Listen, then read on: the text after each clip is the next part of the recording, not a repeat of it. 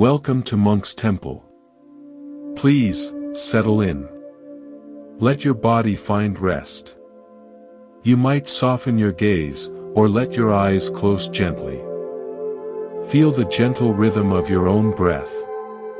In and out. There is no urgency here.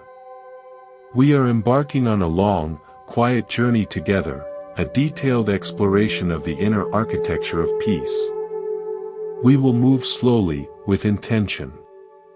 Depth, not speed, is our compass. For 35 years, I have walked the monastic path. A question echoes through these halls, brought by countless visitors: where does true steadiness come from? People see a calmness in others, a resilience that seems unshakable, and they call it a mystery. But I will tell you plainly, it is not mysterious. It is architectural. It is the deliberate, daily construction of a mind and heart through habit. We become what we repeatedly practice. This is a core truth within Buddhism: our experience is built.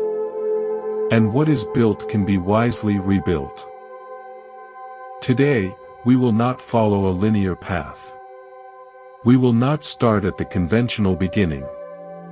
Instead, we will begin in the middle of everything, with a practice so fine it is often missed: the space between our thoughts and actions. Imagine you are about to pour a cup of tea. Your hand lifts the kettle. This is the first movement. Then, you hold the kettle over the cup. The water is poised, ready to flow, but for a moment, it does not. The spout hovers. That silent suspension. The gap between the lift and the pour is where possibility lives. It is a tiny sanctuary of pure potential. Most of our lives are spent in the lifting and the pouring, in the frantic action. We miss the transformative quiet of the hover. This is the practice of the sacred pause. It is the conscious insertion of a moment of stillness between stimulus and response. In that pause, you are not a reaction, you are a presence. You reclaim choice. A man once visited the temple, his mind a torrent of plans and worries. We sat for tea. I lifted the kettle, then let it hover for a long, silent breath before pouring. He watched, his foot tapping a nervous rhythm. I said nothing. After the third cup, his tapping ceased. He looked into the steam rising from his cup and said softly, "That space, before the tea fell." I heard my own heartbeat. In that hovering moment, he found a crack in the wall of his own busyness, and a sliver of his own calm shone through. The Buddha's teaching of mindfulness, sati, is found here, not as a strenuous exercise, but as this simple, recurring homecoming to the gap. Before you open an email, let your hand hover over the mouse. After you hang up the phone, sit for 3 breaths before standing. In the second after a harsh word is spoken to you, find that inner kettle and let it hover. Do not pour your reaction immediately. In that sacred silence, a different, wiser response can form. Subscribe to Monk's Temple. If this idea of finding freedom in the pause resonates with you, I warmly invite you to subscribe to Monk's Temple. It is a simple way to plant a flag for your own peace, a reminder to return to this space of structured calm. Now, let us continue. Let me share a metaphor that has guided my understanding for decades. Picture yourself as the tender of 2 very different gardens. The first is the outer garden. This is the world of your circumstances, your career, your social life, your possessions, your physical form. It is important. It needs tending, weeding problems, watering efforts, appreciating blooms.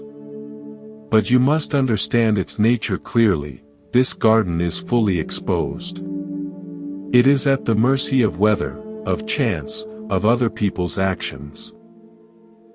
You can be the most dedicated gardener, and still, a sudden frost can wilt every flower. This garden is, by its nature, uncertain. Now, behind a small, often forgotten gate, lies the second plot, the inner garden. This is the landscape of your heart and mind, your capacity for peace, patience, kindness, resilience, and clarity. This garden exists under a different sky. No external storm can touch it. No frost, no drought, no passing animal can trample its soil. The only one who ever enters is you. The only seeds planted are the ones you choose.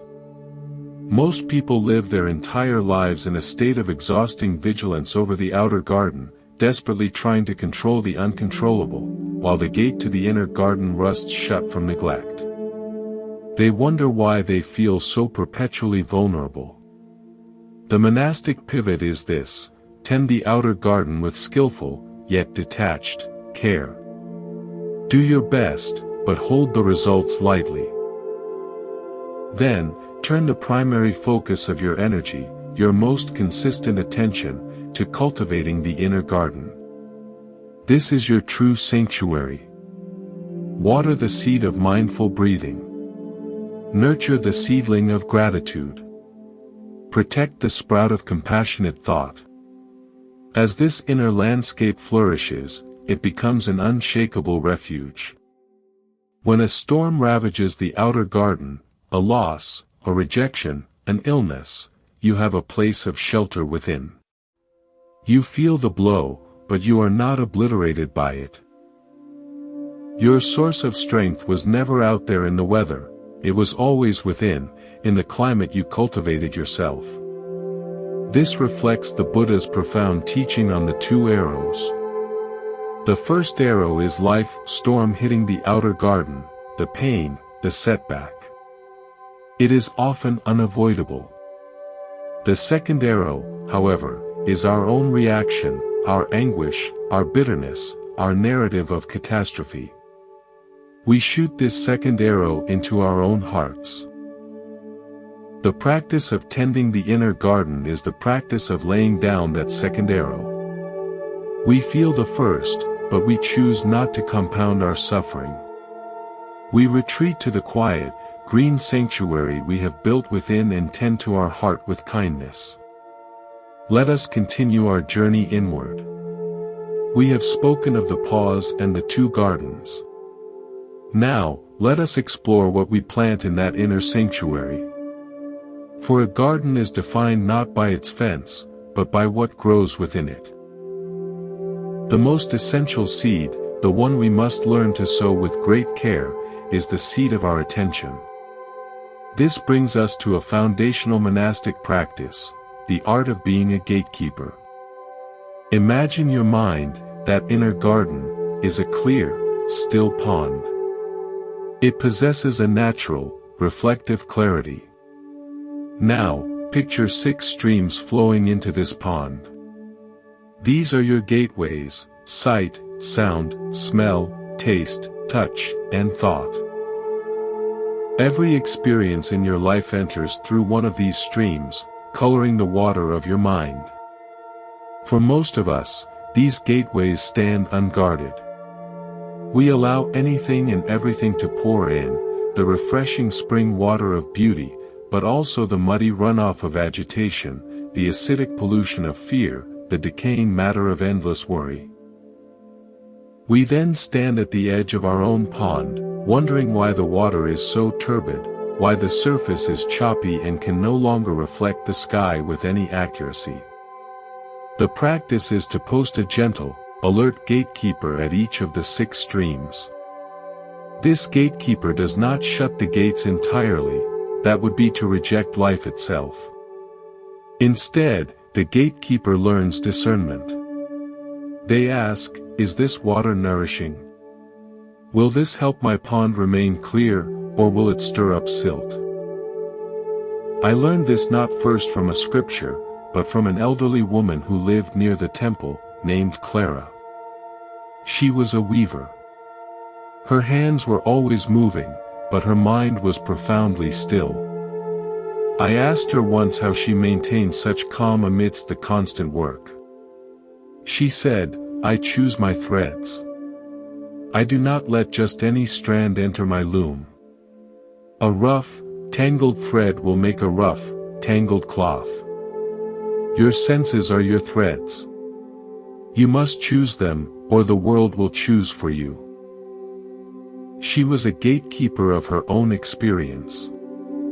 This is a direct application of the Buddha's teaching on Indriya Samvara, the restraint of the senses. It is not repression, it is wise stewardship of your most precious resource, your attention. Begin simply. For the first hour after you wake, be the gatekeeper.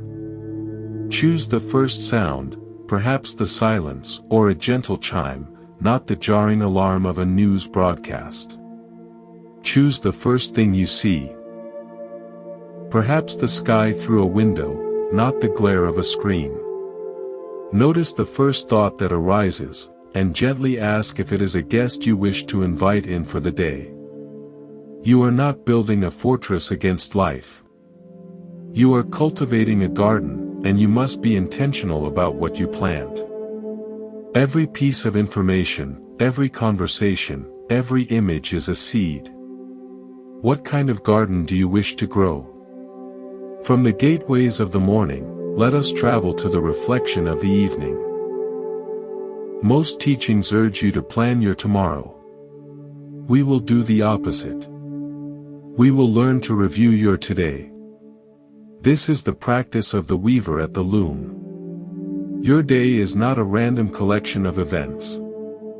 It is a long, continuous thread, dyed with 10,000 colors, the bright gold of a moment of joy, the deep blue of a peaceful interval, the sharp red of irritation, the murky gray of anxiety, the neutral beige of habitual tasks.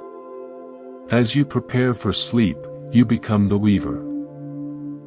You take this thread of your lived experience. Your mindful awareness is the loom. You do not judge the thread. You do not curse the red sections or cling to the gold. You simply observe it. You run the thread through your fingers of memory with gentle curiosity. Ah, this knot here, that was when I felt rushed. This smooth, shimmering length, that was when I felt genuine connection. For years, I have done this practice. Once, I noticed a recurring pattern. A short, brittle, black thread of impatience that appeared at the same time each afternoon. Seeing it woven into the larger tapestry day after day was a revelation. The pattern itself revealed the cause. The thread always appeared when my energy was lowest, just before my evening meditation. The impatience was not a flaw in me, it was a signal from the conditions of the body. By adjusting the condition, taking a short walk or having a cup of tea at that time, the black thread simply vanished from the weave. This is the power of review. It transforms unconscious reaction into visible, workable pattern. This embodies the Buddhist principle of yoniso manasikara, or wise reflection. An unexamined life repeats its suffering. An examined life becomes a tapestry of learning. Tonight, before you sleep, lie still. For just 5 minutes, be the weaver. Run the thread of your day across the loom of your heart. No guilt. No pride. Just observation. See what patterns emerge. The weaver, by seeing the cloth, gains the power to create a new design tomorrow. I remember a rainy season many years ago. The path from the meditation hall to the dormitory was simple packed earth, and the rains turned it into a river of mud. Every evening, we would walk this path with great care, our robes hitched up.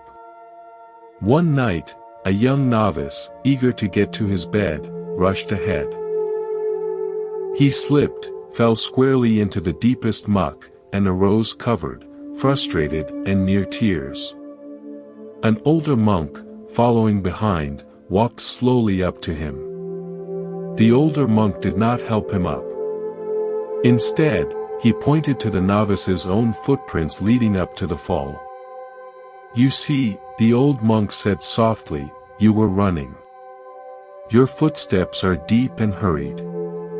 When you rush, the mud has more power. Walk slowly. Let your foot fully meet the earth before you place your weight. The mud will still be there, but it will not master you."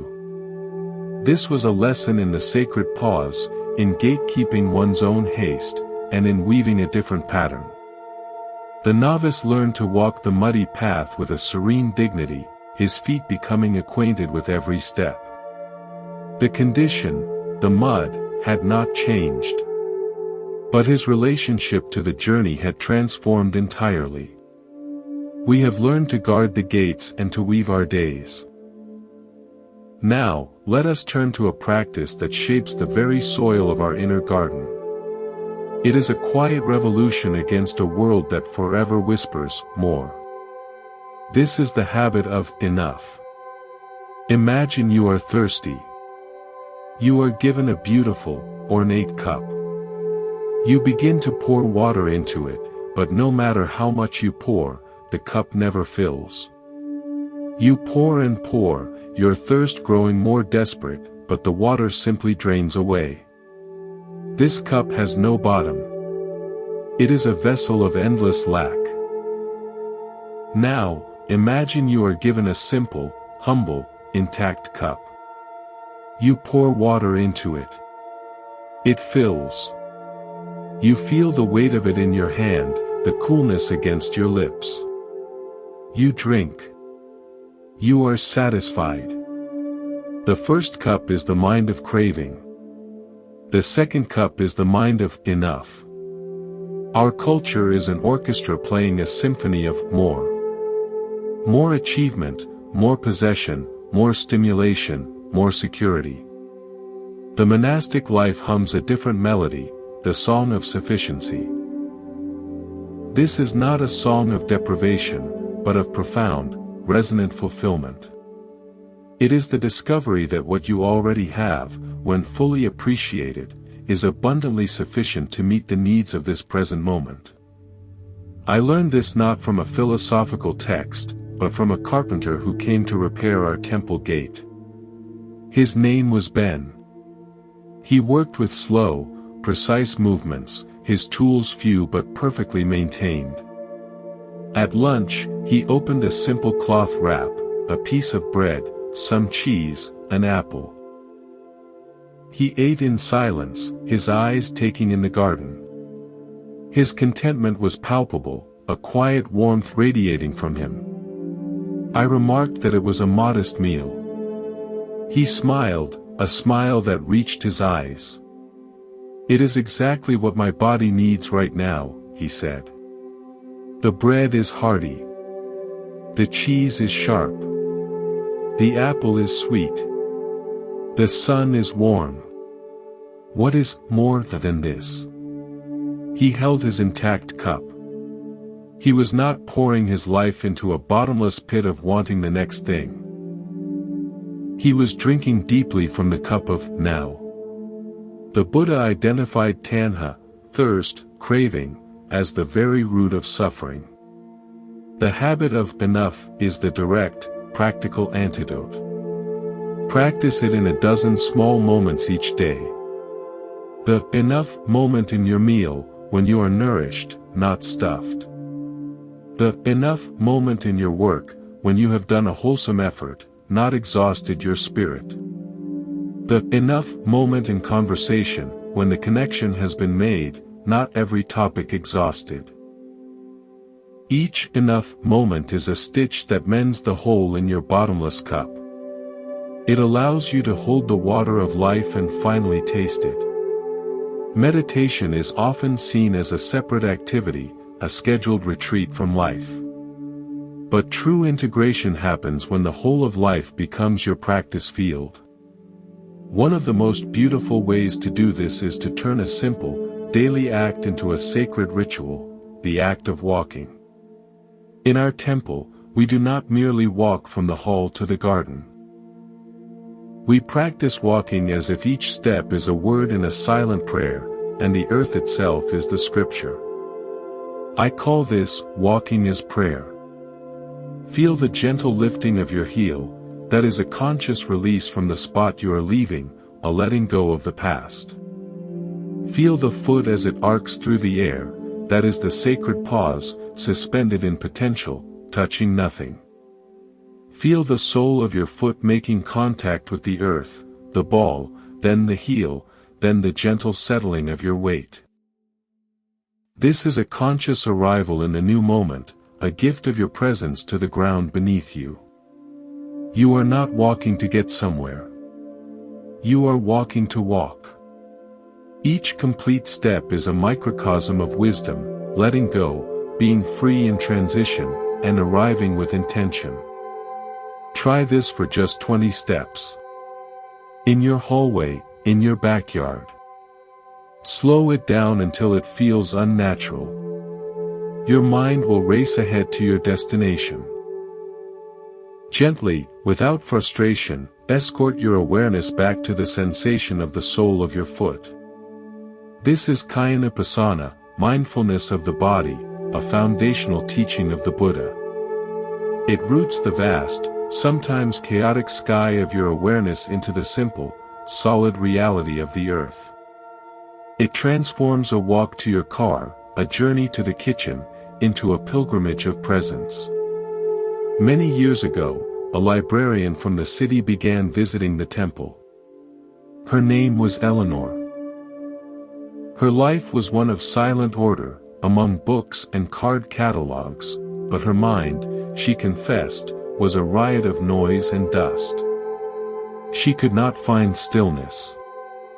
I suggested nothing but walking. Not to anywhere. Just walking on the gravel path that circles our old oak tree. For days, she walked, frustrated. I'm just walking in a circle. I feel foolish, she said. I asked her to tell me what the gravel sounded like under her shoes. She paused. It crunches, she said. And sometimes it squeaks. Listen to that, I said. So she walked, listening to the crunch and the squeak. Then I asked her to feel the difference between a step in the sun and a step in the shade. She walked, feeling the temperature through her soles. Weeks later, she came to me, her face serene. I was dusting the philosophy section yesterday, she said. And for the first time, I wasn't thinking about the history section waiting for me, or the late returns. I was just dusting. My hand moving the cloth, the smell of the old paper, the tiny motes dancing in the sunbeam. It was all just happening. And I was there with it. It was enough. She had learned to walk, and in doing so, she had learned to be present for every step of her life. The circle had not been a cage, but a mandala, teaching her that the center is wherever you fully place your foot. As we continue, we move from the practices that shape our inner soil and our daily steps, to a discipline that shapes our relationship with the world outside. It is a practice of profound receptivity, of creating space not for our own voice, but for the voice of another. This is the art of deep listening. Consider a piece of bamboo, crafted into a flute. Its essence, what allows it to create music, is its emptiness. The wind passes through its hollow core, and in that passage, against its open holes, a note is born. The bamboo does not argue with the wind. It does not try to change the wind's direction or force. It does not interrupt. It simply provides a clear, resonant, empty space. The wind becomes melody only when it meets this quality of receptive emptiness. When you listen to another person, can you become like hollow bamboo?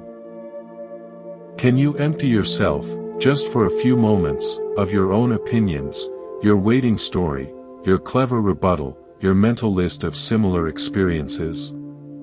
Can you provide a clear, open space for their words to pass through? In that spacious, silent attention, something magical happens. The other person is not just heard, they are received. Their experience, vibrating through the hollow chamber of your undivided attention, becomes a kind of music. A melody of understanding that neither of you could create alone. This is not passive. It is an act of immense creative generosity. It is the practice of karuna, compassion, in its most immediate form. You are offering the sanctuary of your awareness as a gift. I learned the depth of this practice not in a teaching hall, but in a hospital room. An elderly monk, a dear friend, was nearing the end of his life. He was in pain, and his mind drifted between clarity and confusion. Words of wisdom felt hollow. One afternoon, I simply pulled a chair to his bedside, took his hand, and did nothing but listen. He spoke of childhood memories, of fears, of fragments of dreams, of gratitude for a simple bowl of soup. I did not correct, advise, or reassure. I was the bamboo. His words, sometimes clear, sometimes fragmented, flowed through the space of my silent attention. After a long while, he grew quiet, then opened his eyes and looked at me with a lucid calm. He squeezed my hand and said, "Thank you for helping me put my life in order." I had said virtually nothing. My emptiness had provided the space where his scattered thoughts could settle into their own natural, peaceful pattern. That was the day I understood that the greatest gift we can often give is not our wisdom, but our spacious, silent presence. Practice this. In your next conversation, let your only goal be to truly hear. Quiet the inner commentator. When the urge to speak rises, let it hover, return to the sacred pause. Listen to the words, but also to the silence between them, to the emotion carried in the tone. You are not just listening to a person, you are listening a person into being. This is deep listening. From receiving, we turn to giving in a most specific and powerful way. This may be the most subtle habit I will share, one that transforms the very motivation behind all other practices. It is called the dedication of merit. At the close of any wholesome act, a period of calm meditation, an act of patience, a moment of generosity, a day of diligent work, we pause. We consciously take the good energy, the peace, the positive momentum generated by that act, and we give it away. We dedicate it.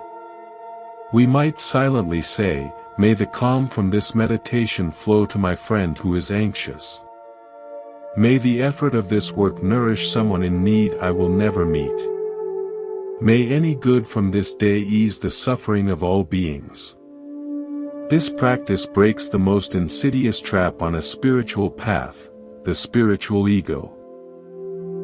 It prevents the quiet thought, "I am becoming so calm, so good, so spiritually advanced." It takes the fresh, clear water you have drawn from your own inner well and pours it directly into the great, common river that nourishes everyone. You are not diminished. In fact, your own well refills more easily. Imagine a vast, dark hall. You light a single candle. Its light is beautiful, pushing back the darkness around you. Now, you use that candle's flame to light the candle of the person next to you. Your own candle's light is not lessened. The total light in the hall has doubled. Dedication is lighting another candle. It is the recognition that our peace is not a private possession, but a communal resource. This practice, known as Patidana in our tradition, weaves an invisible web of goodwill.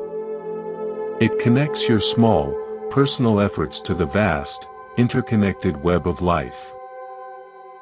It ensures that your inner garden does not become a private, walled estate, but a park whose beauty and shade are offered freely to all who pass by. After you finish your mindful walking, pause. Dedicate the steadiness in your steps to all who feel ungrounded today. After you successfully hold a sacred pause instead of snapping in anger, dedicate that victory of patience to all who are struggling with their own temper. This habit reshapes your heart from a container that gathers, to a channel that shares. A young baker apprenticed at a shop near the temple. He was fiercely competitive, wanting to bake the most beautiful, acclaimed loaves. His first solo loaf was, to his despair, lopsided and slightly burnt.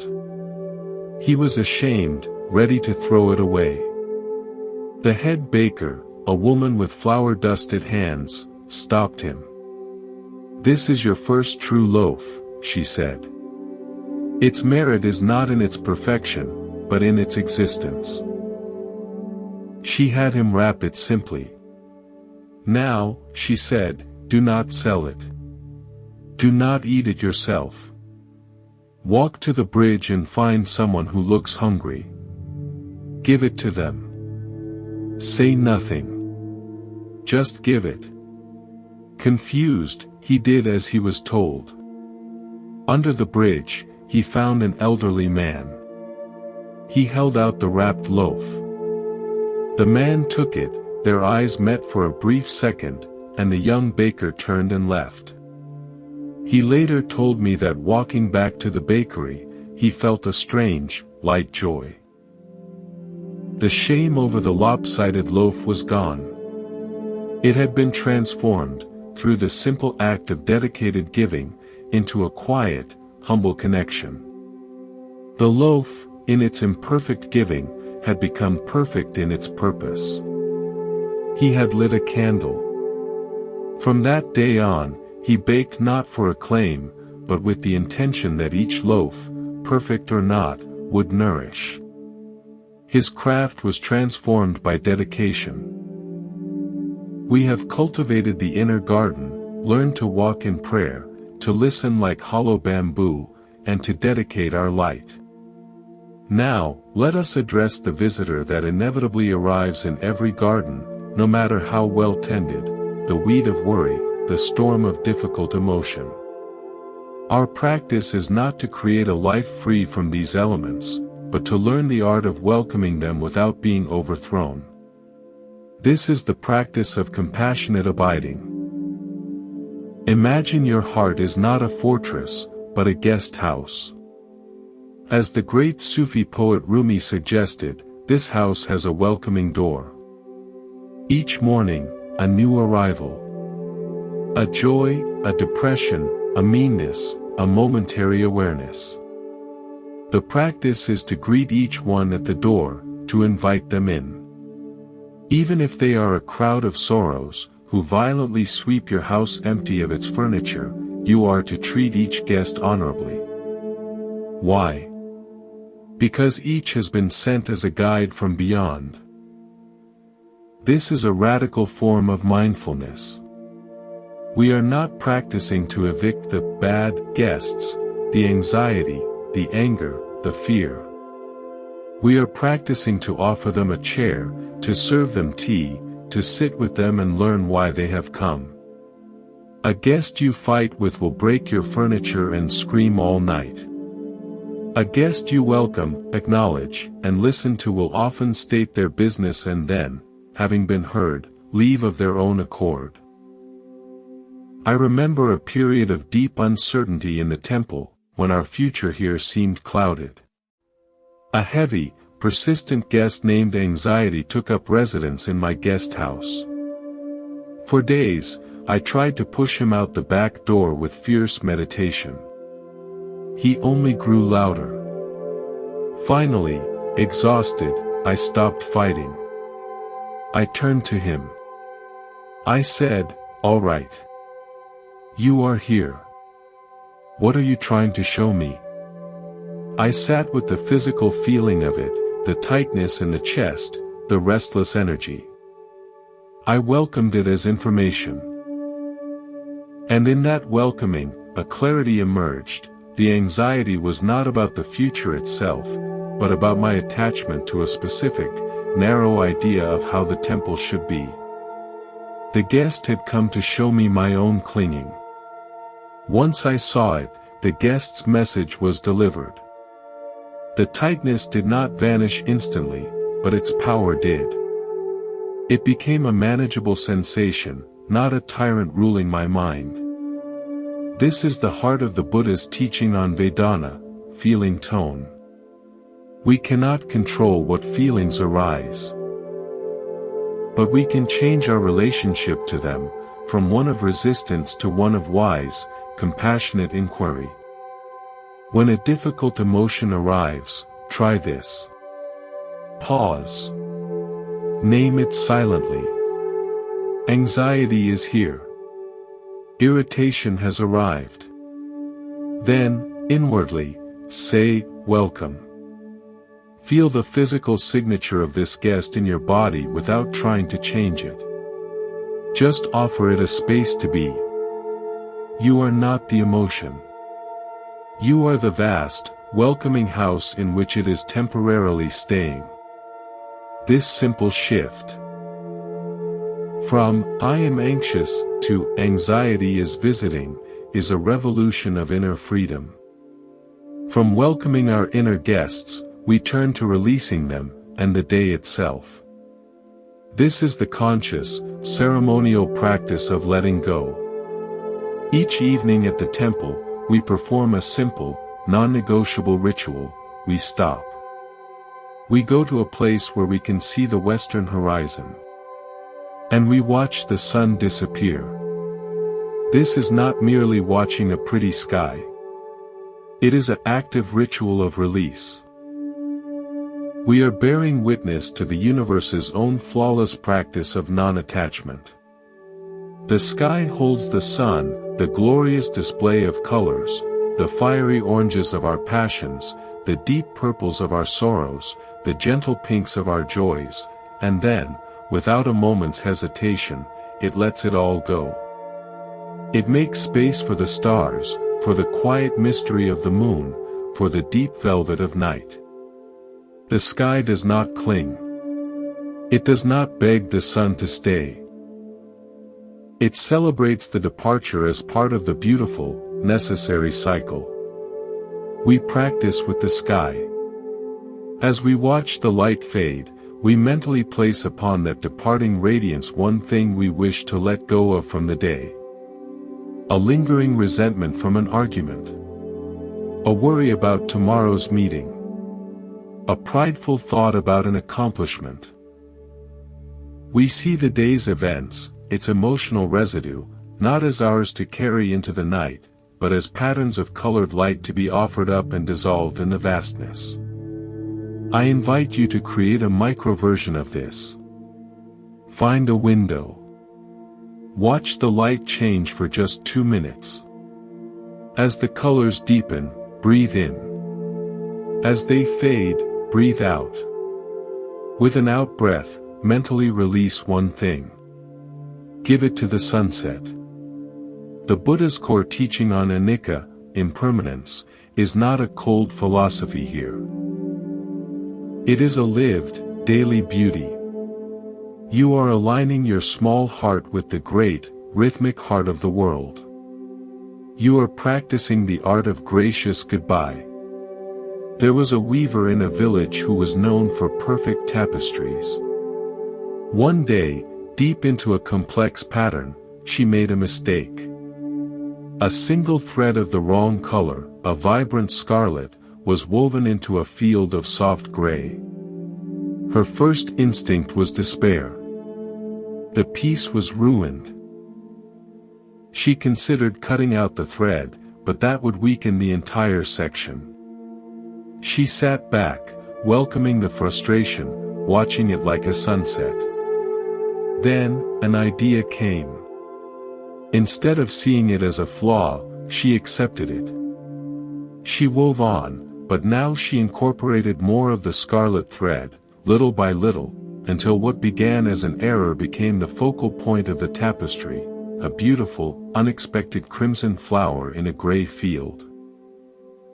The tapestry became her most famous work, not despite the mistake, but because of her creative, accepting response to it. She had welcomed the uninvited guest, the error, sat with it, and in doing so, discovered a new pattern more beautiful than her original plan. This is the potential within every difficulty we learn to welcome and release.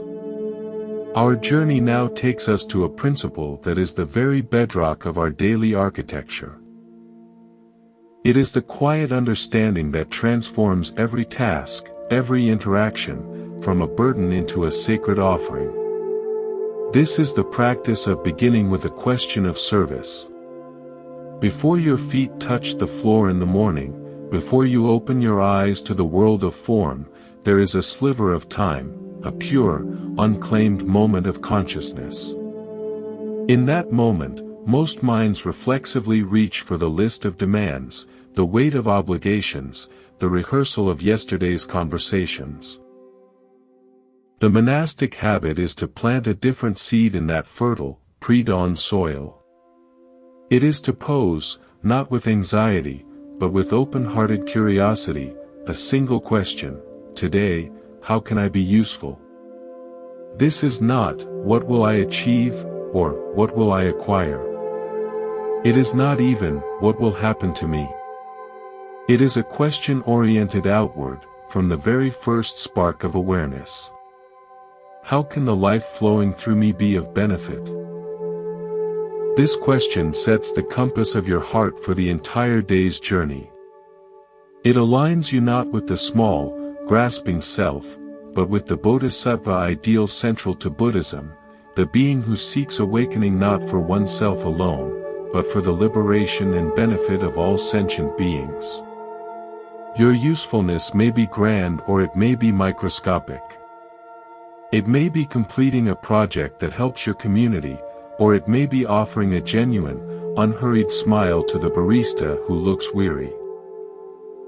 It may be the diligent focus you bring to a mundane task, doing it with such care that it becomes an act of integrity. It may be the patience you practice with a difficult family member. The scale is irrelevant. The orientation of the heart is everything. I have a friend, a nurse named Anya, who told me this practice saved her from burnout. She used to wake up with a knot of dread, mentally listing the chaotic day ahead in the emergency room. It felt like a gauntlet to be survived. Then she began asking the question. One morning, her usefulness was simply sitting for 5 extra minutes with an elderly, confused patient, holding her hand and repeating, "You are safe. We are here with you," until the fear left the woman's eyes. That small act, Anya said, became the touchstone for her entire week. It gave meaning to the frantic hours that followed. It reminded her that her purpose was not to control the chaos, but to offer islands of humanity within it. The purpose of all our previous habits, the gatekeeping, the pausing, the inner gardening, the listening, is to sculpt a person who can naturally, authentically ask and answer this question. A person whose inner garden is so flourishing that they have an abundance of flowers, of peace, patience, and kindness, to offer to every visitor who crosses their path. To illustrate this, consider the metaphor of the lighthouse keeper. The keeper lives in a sturdy structure on rugged, isolated rocks. Storms rage. Waves crash violently against the foundation. The keeper's job is not to stop the storm or calm the sea, a futile endeavor. His sole, vital purpose is to ensure the lamp is clean, the fuel is ample, and the great lens turns steadily through the night. His usefulness is not in changing the condition of the ocean, but in providing an unwavering, reliable point of light for all those who are navigating it. His inner work, maintaining the light, is his service to the outer world. Your mind is the lighthouse. The storms of circumstance, of other people's actions, of global events, will always crash against it. Your practice is to tend your inner light, the light of awareness, of compassion, of ethical clarity, so that it remains steady. By doing so, you automatically become useful. Your calm becomes a beacon for others who are lost in their own storms. Your kindness becomes a safe harbor. You do not have to go out into the gale to rescue every ship. You simply must keep your light burning clearly. This is a deeply empowered form of service. It states, "My primary contribution to a troubled world is my own unshakable peace."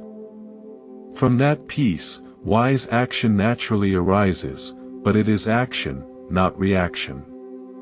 In the city near our temple, there was a street sweeper named Mr. Chen. His job was considered humble, repetitive. He swept the same few blocks every day, dawn to dusk. Yet, people noticed something. The street around him felt different. It wasn't just clean. There was a peculiar atmosphere of order and calm. Children were drawn to him, not because he gave them anything, but because of his serene, attentive presence. One day, a businessman, harassed and late, rushed past him, dropping an important folder. Papers scattered in the wind. Mr. Chen stopped. He did not sigh or judge.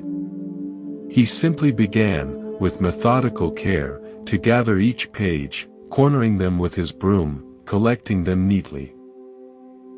He handed the restored folder to the flustered man. The businessman, stunned, said, "Thank you. You didn't have to do that." Mr. Chen smiled, a smile that held no resentment, only a quiet warmth. "It was on my street," he said simply. "Therefore, it was my duty." He then returned to his sweeping, each stroke of the broom mindful and complete. That man later told me this story. He said, "In that moment, I saw a master at work. His duty wasn't just to sweep garbage. It was to care for his domain, which included a stupid man who dropped his papers. His street was his universe, and he tended it with absolute responsibility."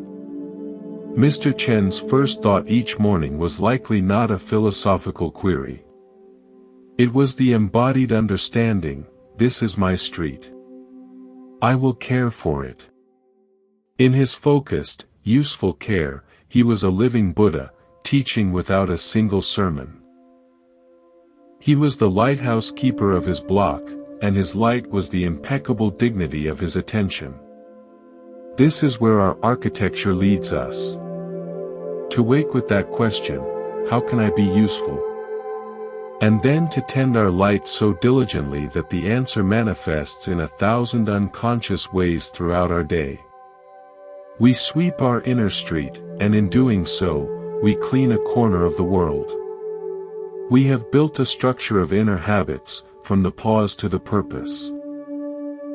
But any structure, to endure, must have a quality of flexibility, of resilience. It must know not just how to stand firm, but how to bend in the wind without breaking. This brings us to a principle that is the silent guardian of all our practices, the wisdom of non-force, of allowing. Look to the trees in a winter storm. The mighty oak, rigid and proud, stands firm against the blizzard. Its branches, resisting the weight of the snow, may groan, crack, and splinter. The slender bamboo, however, does not resist. When the snow piles high, it simply bends. It yields its crown to the ground, allowing the snow to slide off. When the storm passes, it springs back, upright, unharmed, while the oak is left scarred. Our minds often operate like the oak. We meet difficulty, an insult, a setback, a fear, and we tense against it. We harden. We declare, "This should not be." That hardening is the source of our splintering, our inner fracture. The practice of the bamboo is the practice of wise yielding. It is not collapse. It is a conscious, fluid adaptation to the prevailing conditions. There is a Buddhist concept known as upekkha, often translated as equanimity. It is not cold indifference. It is this bamboo-like quality, a spacious, balanced heart that does not lose its root of peace when the winds of praise or blame, success or failure, pleasure or pain, blow through. It is the understanding that to fight reality is a war you will always lose. The only sane strategy is to meet it with a flexible, attentive presence. I learned this in a physical way during my first years at the temple. We had an elderly meditation master who would take us on walking meditation through the woods. One path was often blocked by a low, stubborn branch. We younger monks would duck under it with a huff of irritation, or sometimes try to push it aside forcefully, only to be snapped back by its resilience. Our master, however, would approach the branch and stop. He would observe it. Then, with no appearance of effort, he would gently take the branch in his hand, step to the side, creating a new, temporary path around it, and release it. He yielded to its presence, and in yielding, found an effortless way forward. He often said, "The obstacle is not the branch. The obstacle is your idea that the path must be straight." This is the bamboo wisdom. When you meet an obstacle in your life, a person who is difficult, a plan that fails, an emotion that overwhelms, can you stop? Can you yield your rigid idea of how it should be? Can you gently hold the situation, step to the side, and find the path of flexibility? This yielding is the deepest strength. This leads to a companion practice, seeing things as they are, not as we demand them to be. Imagine a mirror covered in dust. It reflects a distorted, fuzzy image.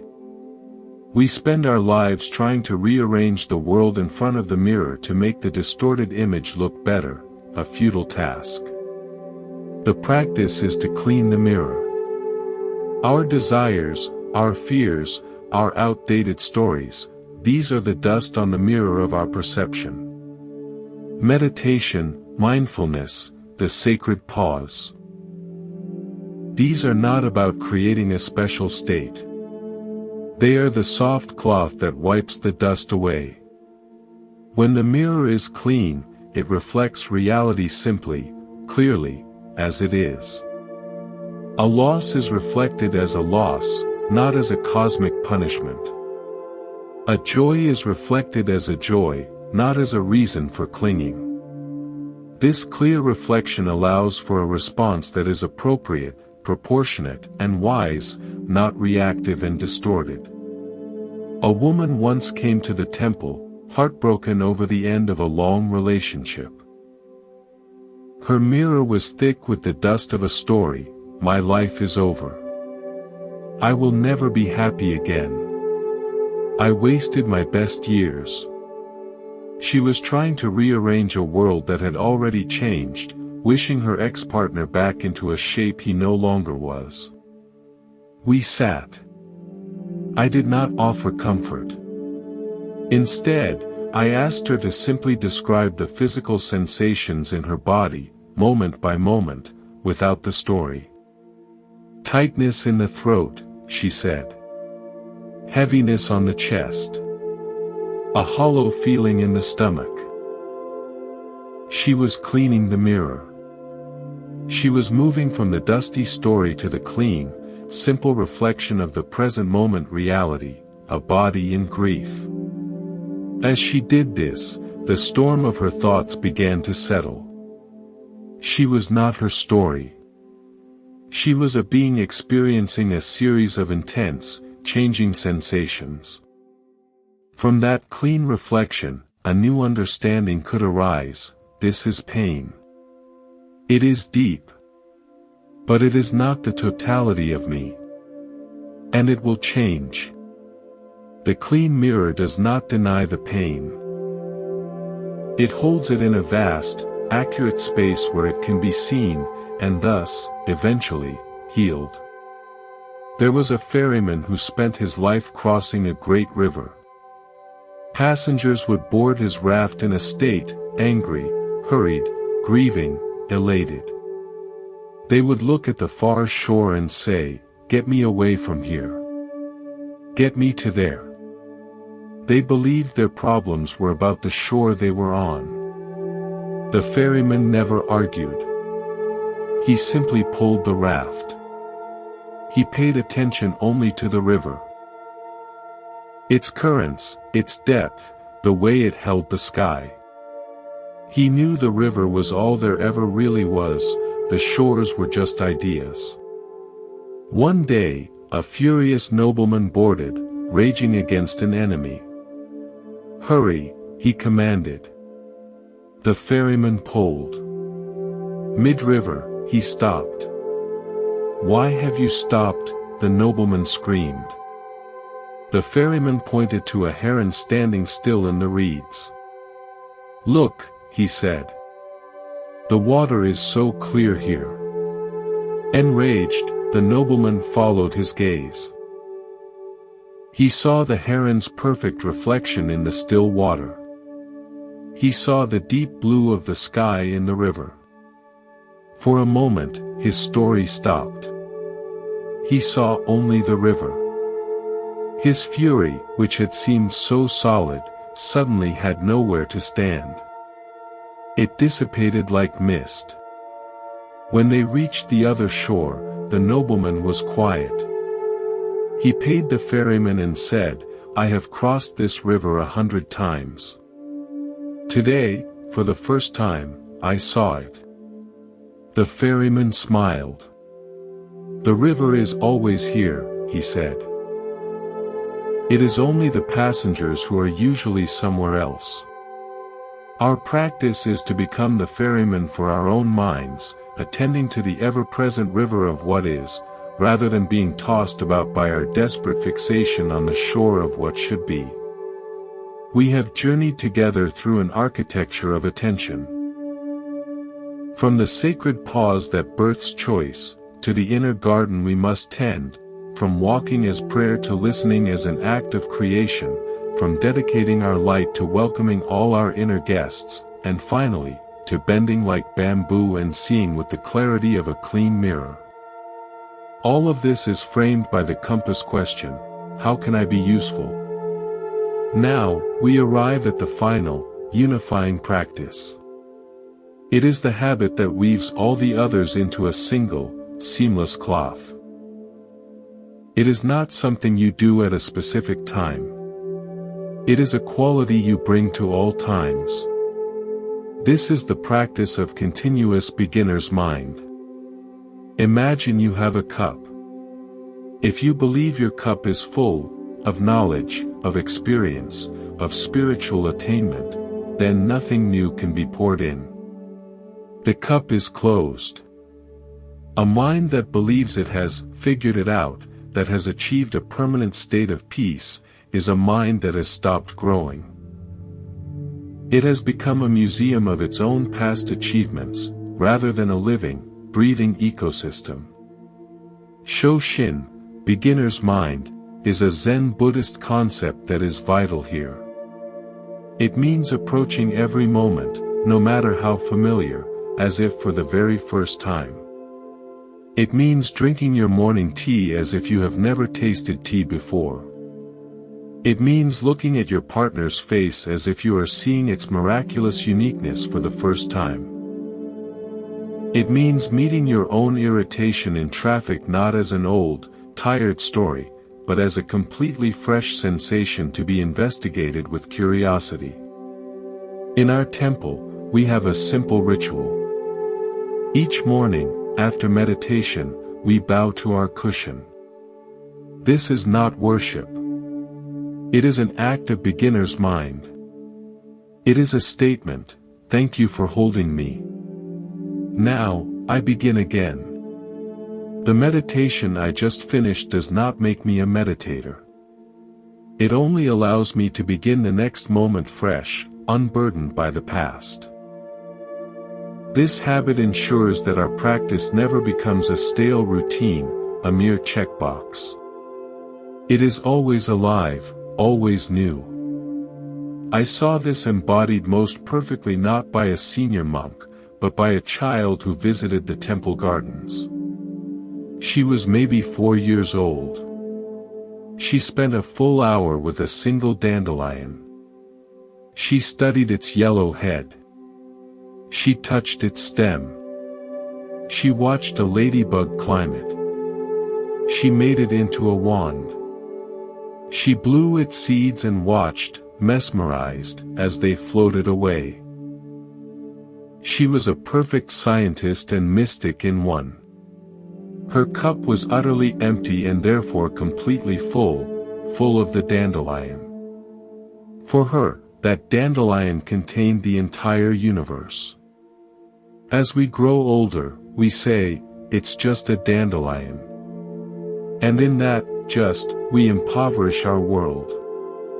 Beginner's mind is the commitment to remove the word "just" from your inner vocabulary. Nothing is just anything. Everything, met with fresh attention, is a doorway. And so, where does this continuous beginning always lead us back to? It leads us to the simplest, most constant reality of our existence, the breath. The breath is the ultimate teacher of beginner's mind. No breath you have ever taken is the same as this one. This breath, arriving now, is utterly new. It has never happened before and will never happen again. It is a perpetual invitation to begin. All the architecture we have discussed. The gates, the garden, the pause, the walking, the listening, finds its foundation in this return. When you are lost in thought, begin again with the breath. When you are overcome with emotion, begin again with the breath. When you feel scattered and frail, begin again with the breath. The breath is not a retreat from life. It is your anchor in life. It is the thread that stitches you to the present moment, the only place where you can ever be useful, where you can ever be free. The Buddha's teachings on anapanasati, mindfulness of breathing, are often presented as a formal meditation. And they are. But they are also this, the eternal, gentle invitation to start over. You do not need to carry the weight of your past failures in practice. With the next breath, you can begin again. This is the deepest forgiveness and the greatest kindness you can offer yourself. There is an art in my tradition called kintsugi. The repairing of broken pottery with lacquer mixed with gold, silver, or platinum. The breakage and repair are not hidden. They are illuminated, made a visible, celebrated part of the object's history. The bowl becomes more beautiful, more valuable, for having been broken. Your practice is not about creating a perfect, unbroken life. That is an impossible fantasy that leads only to frustration. You will forget the pause. You will lose your temper. You will neglect the inner garden and find it overrun with weeds. This is not failure. This is the material of your life. The practice is in the mending. It is in the conscious, loving act of return. When you snap at someone, that is a break. The mending is the sincere apology, the conscious breath taken later, the resolve to guard that gate more carefully.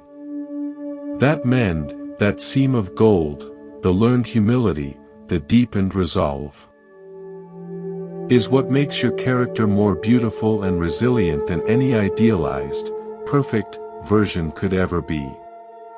Your life will be a collection of these golden seams, a testament not to never falling, but to the art of getting up, again and again, with more wisdom. So, this is the final, overarching habit, the habit of gentle return. You will wander. The mind's nature is to wander. Do not curse it for doing its job. When you notice you have been lost in thought, simply, gently, return to the breath. No drama. No self-scolding. Just a soft, kind return. As if you were guiding a beloved child back to the path. This gentle return, repeated 10,000 times, is the practice. It is the heartbeat of the entire path. And so, dear friend, our long journey comes to a close.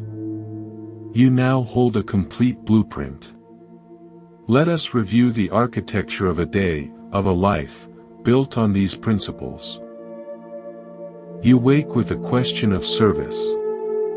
You guard the gates of your senses with discernment. You move through your world inserting sacred pauses, finding the stillness between the swings. You walk as a prayer, each step a conscious arrival. You listen like hollow bamboo, creating space for music. You tend the inner garden with priority, knowing it is your only true shelter. You practice enough, filling your intact cup. You welcome all inner guests with curiosity. You dedicate the light you gather, giving it away freely. You release the day onto the sunset, practicing non-clinging. You review the woven tapestry of your experience without judgment. You meet obstacles with the flexible strength of bamboo. You clean the mirror of perception to see things as they are.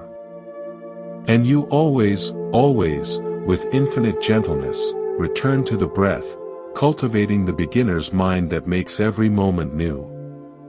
These are not rules to be followed rigidly. They are notes in a melody. You will learn to play them in your own key, at your own rhythm. Start with one. Perhaps today, just be the gatekeeper for 1 hour. Or tonight, be the weaver for 5 minutes. Let the practice be alive, organic, and forgiving. You have been a wonderful companion in this quiet space. I thank you for your presence, for the shared intention that has filled this time. This is Monk's Temple. May the peace you have cultivated here travel with you. May you build your own beautiful, resilient, and compassionate architecture for a happy life. Remember, the gold is not in the perfection, but in the mending. The journey is not in the destination, but in the quality of each returning step. Go in peace. Be well. And always, begin again.